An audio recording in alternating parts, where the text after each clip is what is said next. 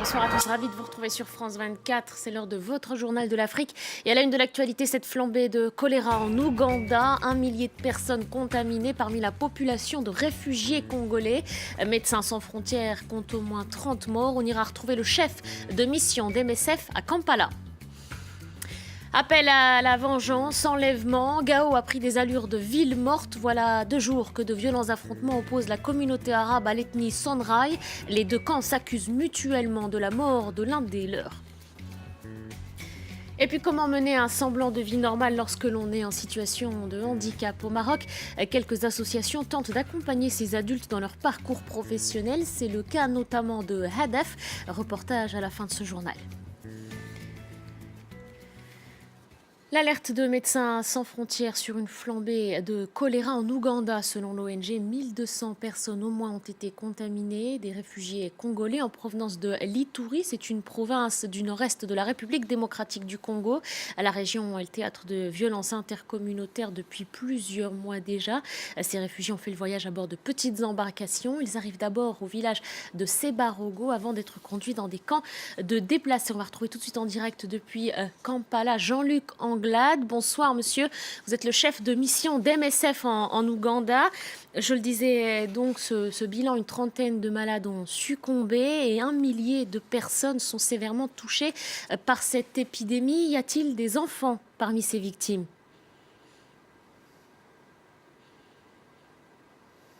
Oui, bien sûr, il y a des enfants et des femmes qui sont arrivés d'ailleurs en majorité du Congo en traversant le lac Albert dans des conditions pénibles et longues. Alors, je disais donc que ce chiffre-là que vous confirmiez. Comment ont été contaminés ces réfugiés? Est-ce qu'ils étaient déjà malades avant leur arrivée ou bien ont-ils été en contact avec la maladie une fois en territoire ougandais?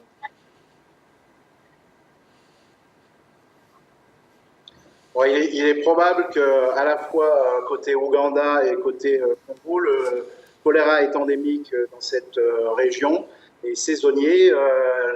La flambée épidémique de choléra est surtout due aussi aux conditions d'arrivée des réfugiés, un afflux massif qui à certains moments se comptait en 3000 personnes par jour, par exemple, qu'il faut nourrir,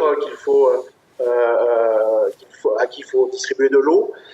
Donc des conditions très précaires et donc une urgence humanitaire en ce qui nous concerne et un dispositif mis en place dès le démarrage, j'allais dire même dès le démarrage des premières montées des diarrhées qui ont ensuite été confirmées comme choléra.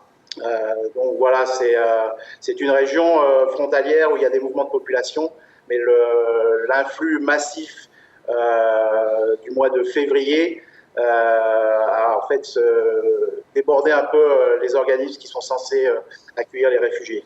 Alors, ces réfugiés sont justement accueillis, installés dans des camps de déplacés. Jean-Luc Anglade, quels dispositifs médicaux, quels traitements ont été mis en place?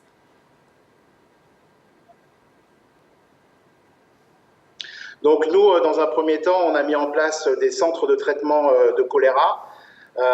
Ensuite, on a aussi mis en place ce qu'on appelle des points de réhydratation orale beaucoup plus proches des communautés où vivent les réfugiés.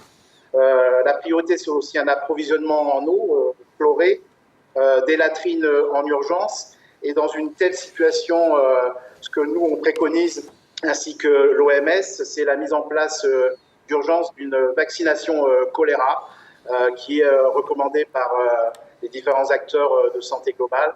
Et donc actuellement, nous tenons prêts à soutenir le ministère de la Santé ougandais pour mettre en place une campagne d'urgence de vaccination choléra dans cette situation. Jean-Luc Anglade, chef de mission Médecins sans frontières en Ouganda, merci d'avoir accepté de répondre à nos questions depuis Kampala. Dans le reste de l'actualité, ces vives tensions qui opposent les populations Sonra et arabes à Gao, au Mali, les 2 communautés s'accusent mutuellement d'être responsables de la mort de l'un des leurs. L'armée malienne et les casques bleus des Nations Unies tentent pour l'instant de contenir la situation pour éviter l'escalade de la violence. Les détails avec Nicolas Germain. À Gao, dans la plus grande ville du nord du Mali, les jeunes de la communauté Songhai sont très remontés. Ils accusent les commerçants arabes d'avoir tué un militaire mercredi soir. Nous assistons aujourd'hui vraiment à des différences communautaires. Il n'y a pas ce qu'on appelle une sécurité pour la population civile ici à Gao. Nous l'assistons, nous le voyons, du jour au lendemain.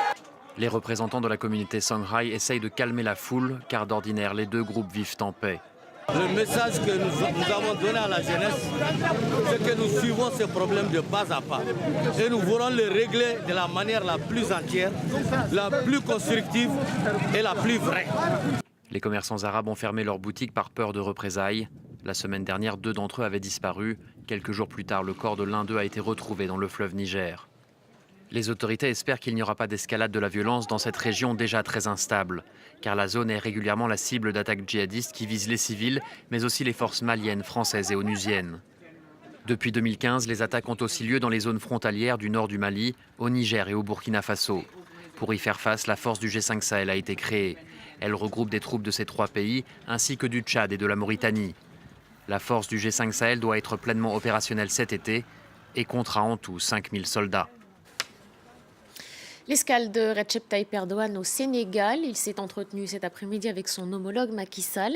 En tournée sur le continent, le président turc s'est d'abord rendu en Algérie, puis en Mauritanie. C'est d'ailleurs depuis Nouakchott qu'il a annoncé le déblocage de 5 millions de dollars pour soutenir la force du G5 Sahel. Sarah Sako est à Dakar pour France 24.